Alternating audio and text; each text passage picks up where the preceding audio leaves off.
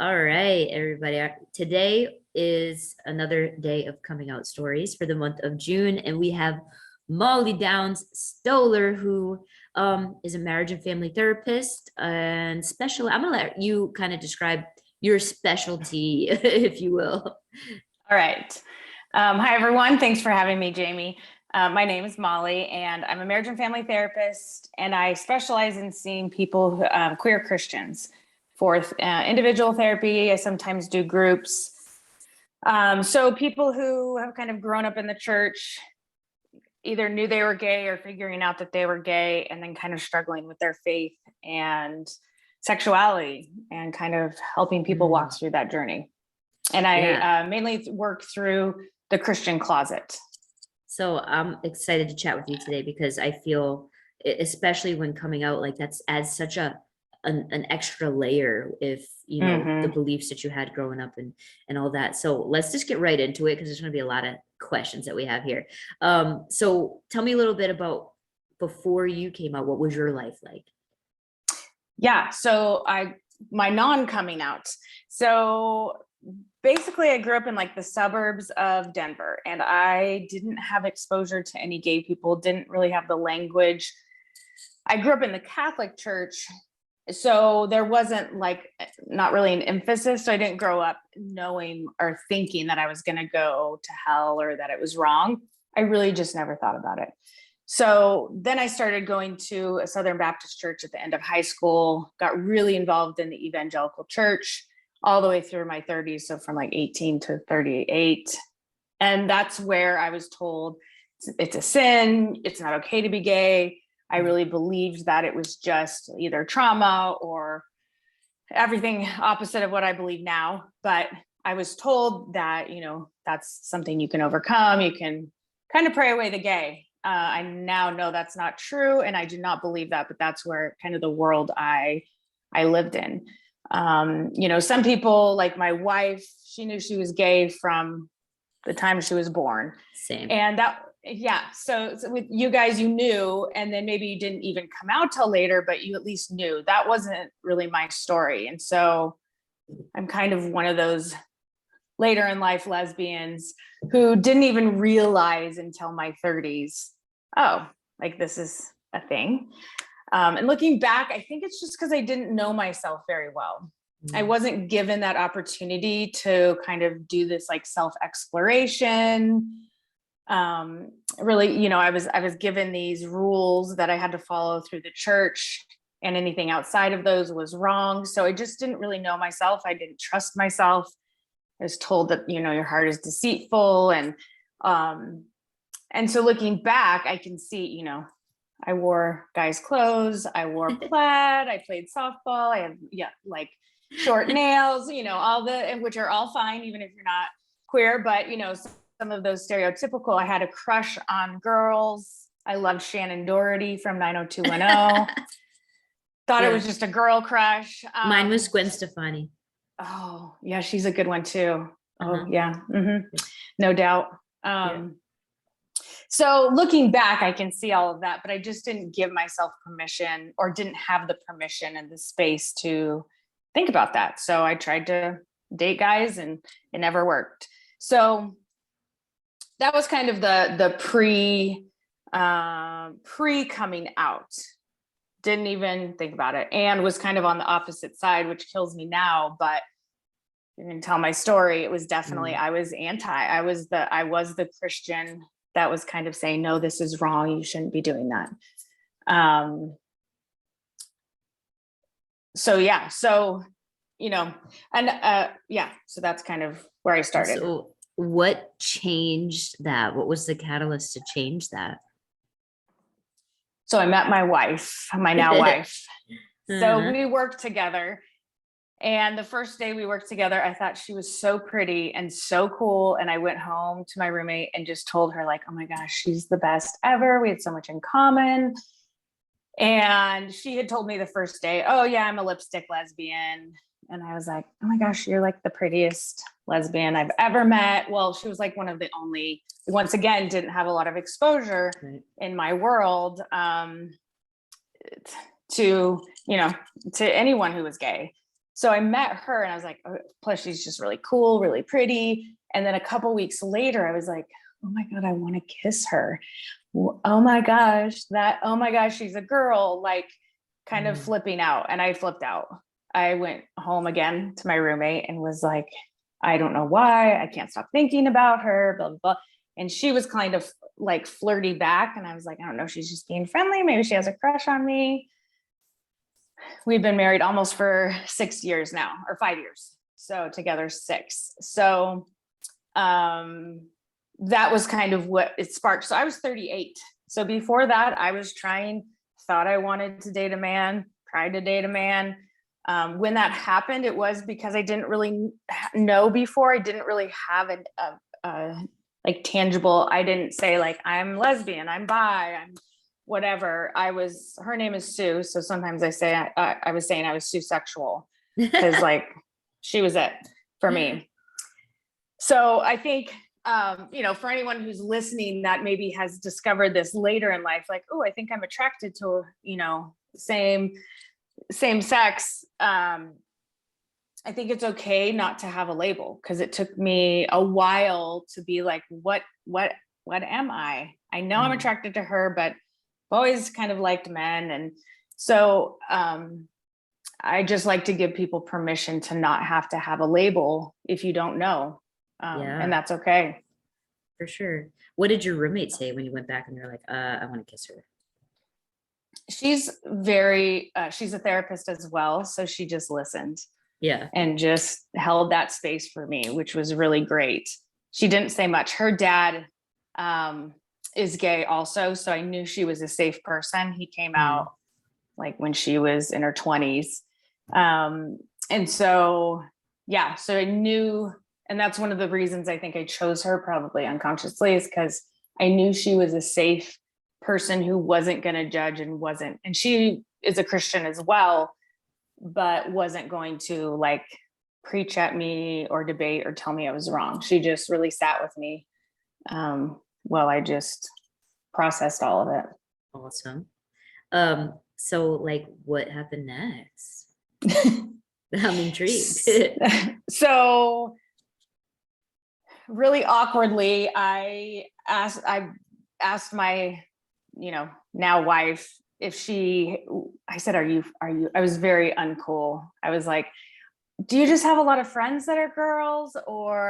And she goes, yes, I have friends that are girls. And what I was trying to say was, are you just being really friendly with me? Are you flirting with me because I have feelings for you? But I said it in the most awkward way. And she said, I like you too. And I was like, oh, thank God. Okay.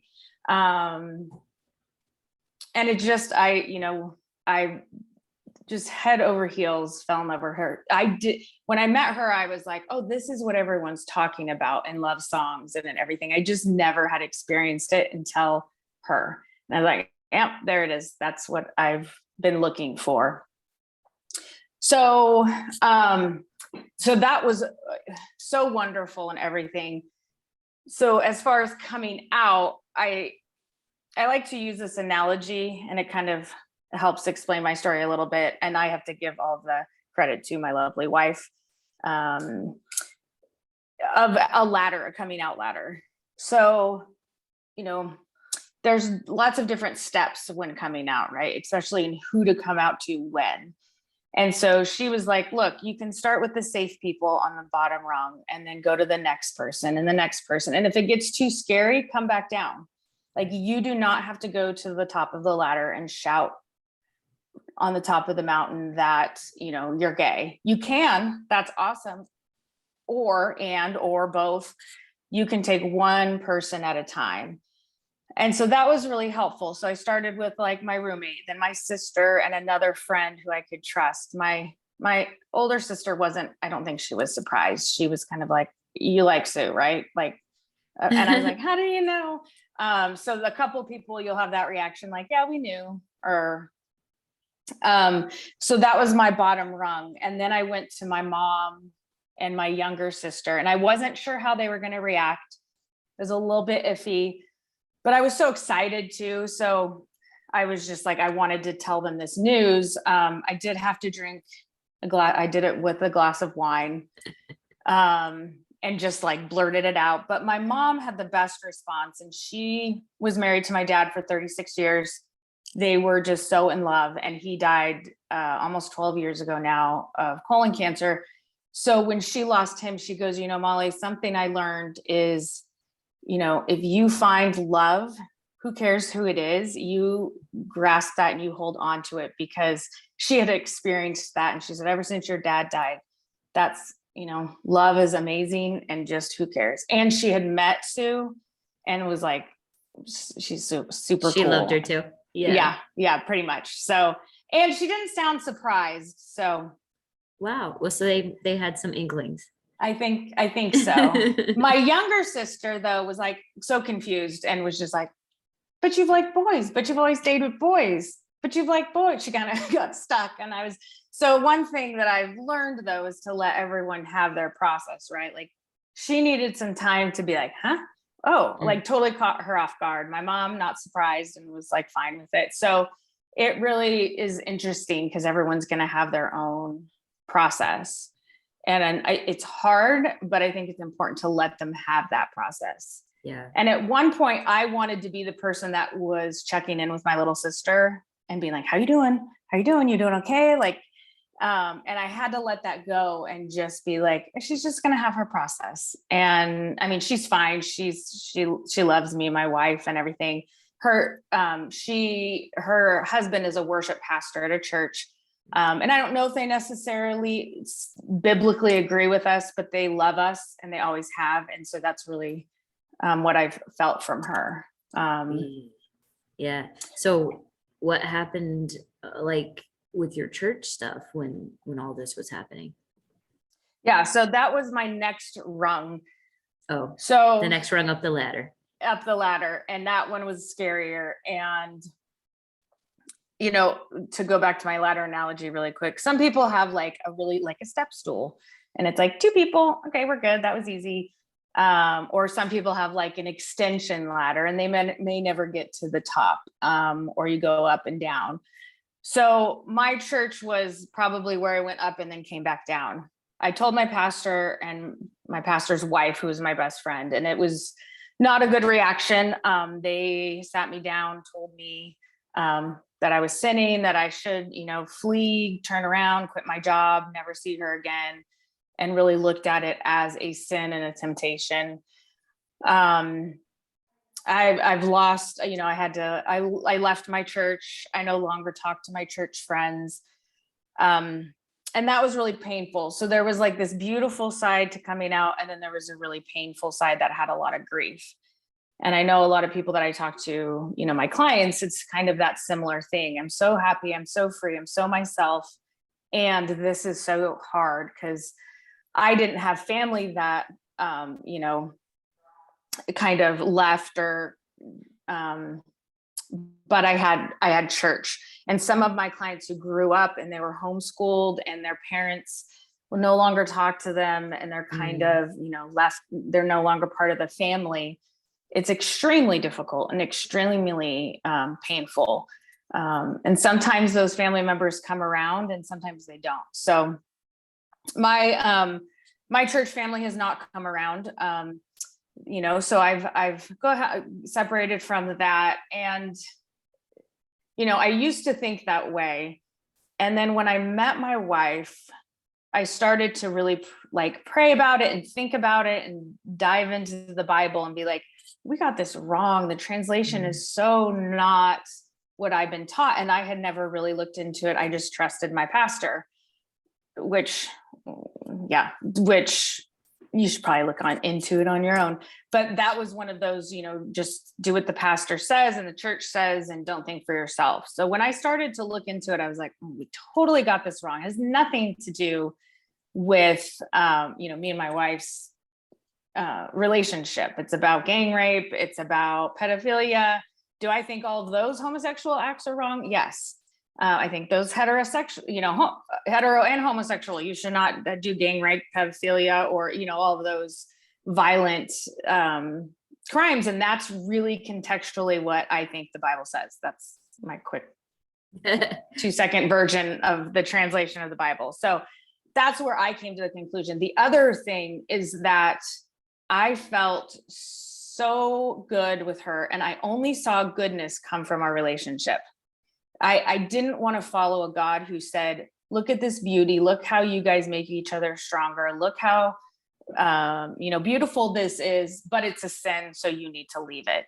And I was like, no, I think God is love. And if God is love, he's going to support this. The church also makes it sound like you're gonna, go down this like horrible path. I never felt wrong. Like, I know when I do something wrong, like if you're going to use the word sin, like I know when I'm doing something that I shouldn't do. And I've never felt that way with her.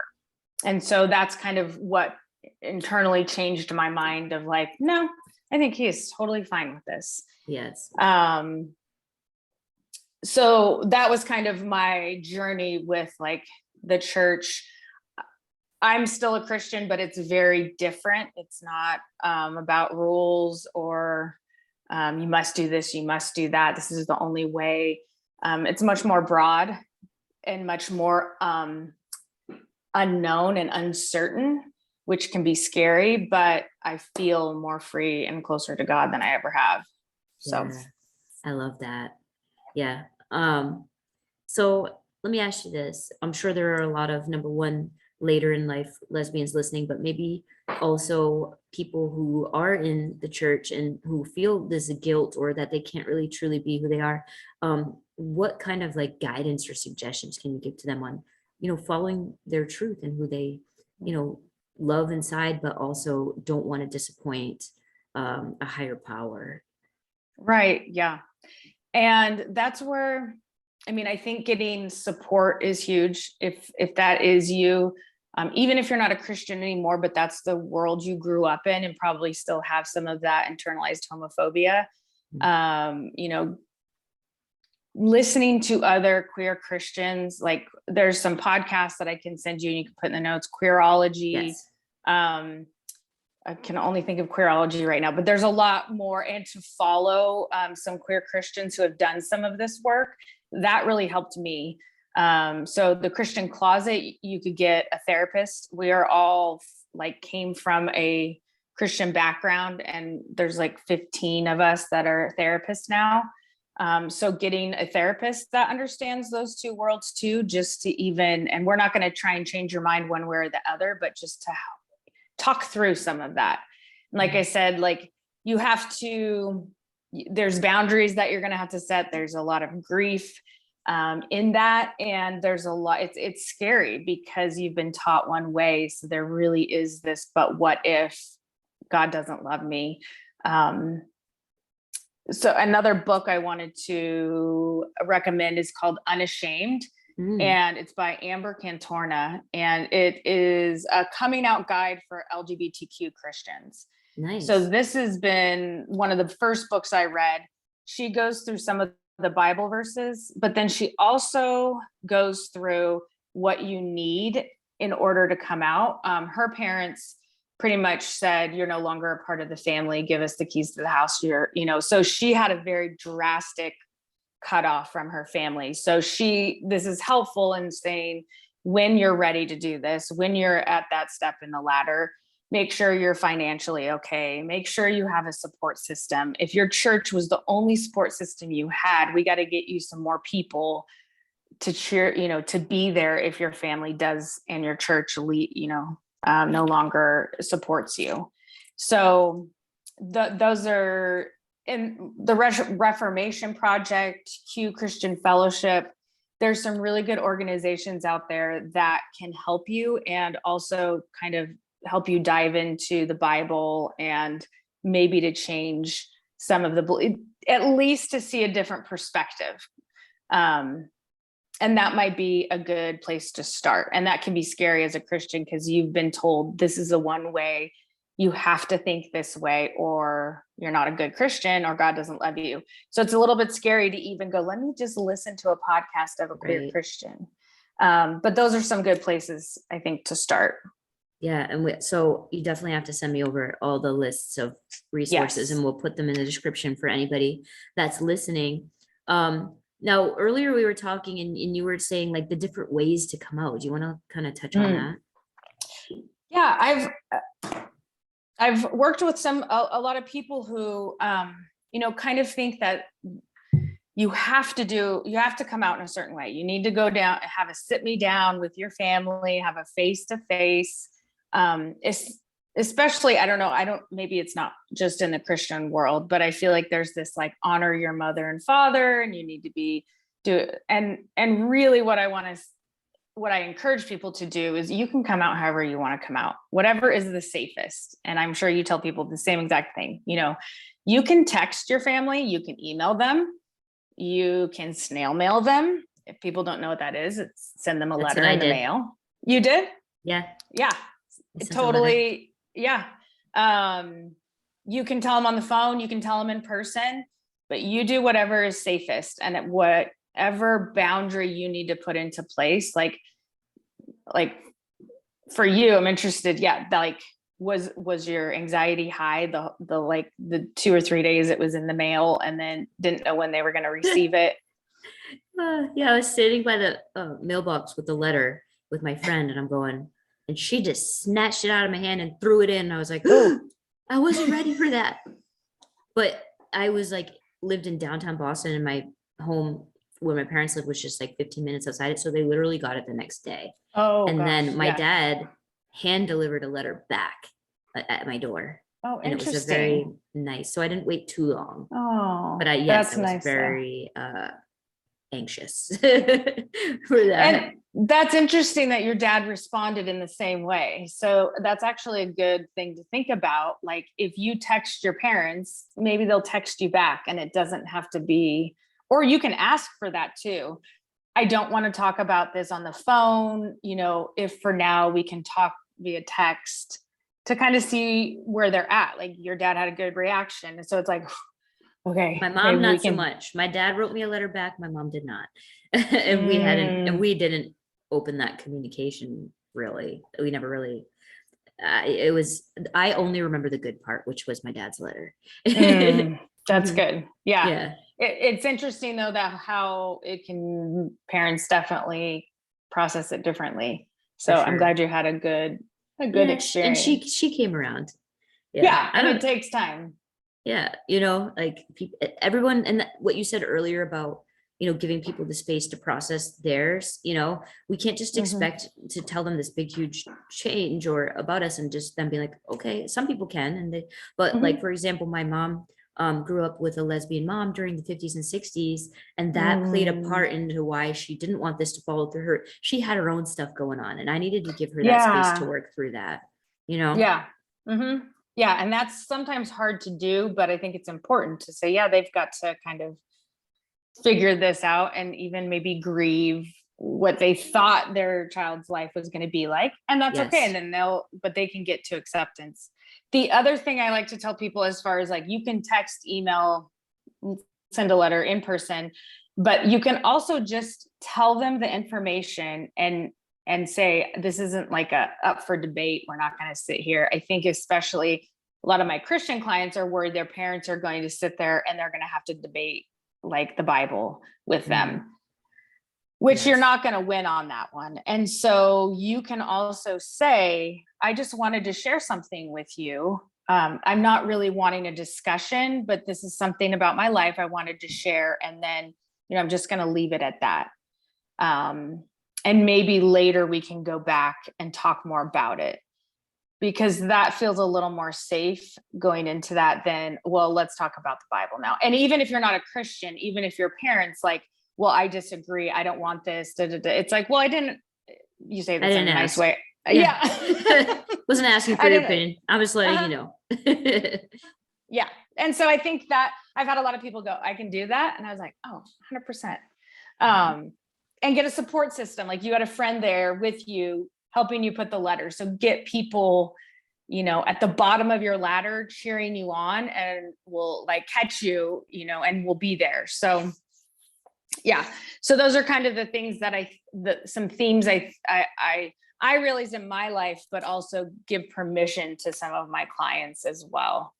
So let's talk about just how are you now? Like, you seem to be like so Mm. happy in your relationship, and even though you lost some of your, church family and stuff like that, like, what is the outcome of it all?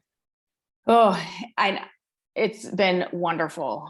And that's where I want to encourage people, who haven't come out, who feel like they can't come out, or it's just not the right time. I know Pride is wonderful and we can celebrate and everything, but it might be hard too if you're not in a space where you can come out yet and be free. But I want to encourage people that it is a process, it's a journey. Just take even one step at a time, because I feel more free and more myself than I ever have. I now am able to trust myself and have this beautiful relationship. The people that I've lost, it's okay. They weren't necessarily the healthiest friendships anyway, and I've built new support systems, and I just I love my life. Yes. When talking about coming out, it is that process. You would probably say the same thing, where you have to come out over and over again. That is a process where sometimes it feels like we're constantly doing this. And, I have to say no, not my husband, my wife. Yes. And you have to figure out when that's safe and whatnot, but that's okay. I think it's totally worth it. We were having this discussion last night. I was with some people, just having some dinner, and we were talking about how coming out is an over and over again thing. And for me, after I cut my hair and kind of just fell into like dressing a certain way, it's been a lot easier in the sense I don't have to come out as much as I used to when I looked more feminine.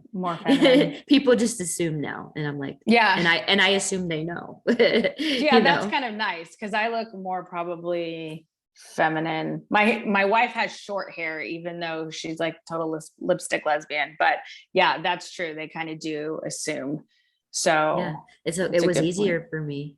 Yeah. Interesting. Or even the way that men would talk to me at like bars, like in the past when I had longer hair. If they didn't know, they hit on me, and then if they did know, they would still say inappropriate things.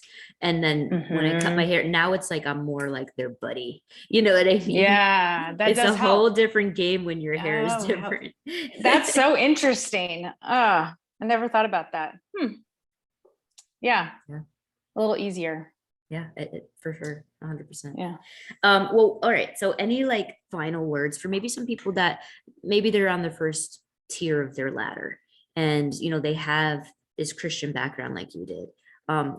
What's some words of wisdom, advice, support that you could share with them? I think that taking it slow and going at your own speed is really important, and making sure you tell safe people first to get some good experiences and get some practice even under your belt, and do your research, and just and you don't have to necessarily come out on social media during Pride Month all at once. You can do that, and that's beautiful when people do, but I just don't compare yourself to other people. And get some support if you're a Christian.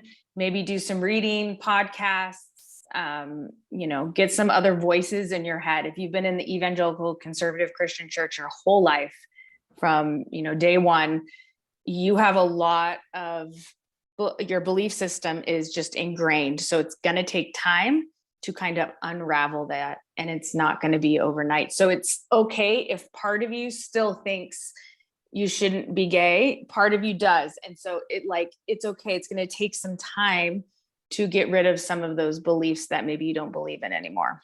Yeah. I mean, and that's, what I do as a coach or neuroencoding is there's a lot of things we learn when we're young that are basically ingrained in there, and we get to unlearn them as we grow and have new experiences, but it does take time. It does. And that's the thing. It takes time, and don't beat yourself up if you still have those beliefs or thoughts. Like, they've been there for a long time. So right. Yeah. We're doing some work. We're going back. It's okay. But enjoy the process. It's exactly. A nice process. Yeah. And reach out for help, like me or you, like to get some support of someone who has walked through it and knows a little bit more, maybe.